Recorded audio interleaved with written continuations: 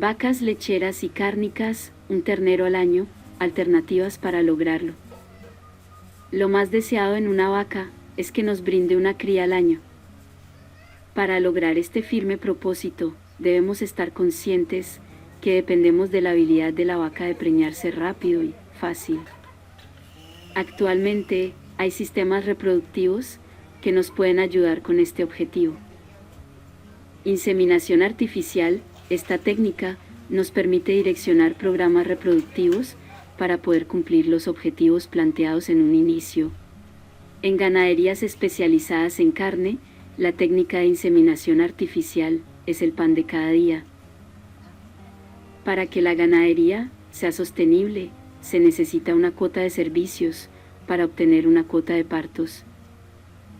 Ecografía blanco y negro, esta herramienta permite realizar exámenes ginecológicos en ganado vacuno con el fin de observar cuerpos lúteos y folículos en los ovarios. Para lograr mayores utilidades en la ganadería, se necesita de profesionales que puedan prestar asistencia, que vayan más allá de lo común, para que realmente se genere en la ganadería un impacto que repercuta en mayores utilidades. Protocolos hormonales.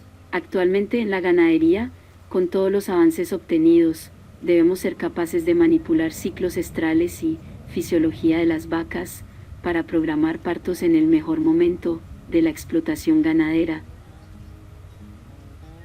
Ecografía Doppler, utilizada para medir el flujo de sangre que es transportado al cuerpo lúteo, que está ubicado en el ovario.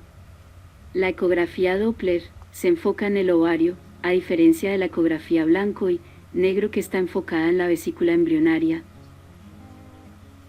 No hay que perder de vista que el año tiene 365 días, la gestación de las vacas en promedio es de 285 más días, esto va a depender de la raza de la vaca.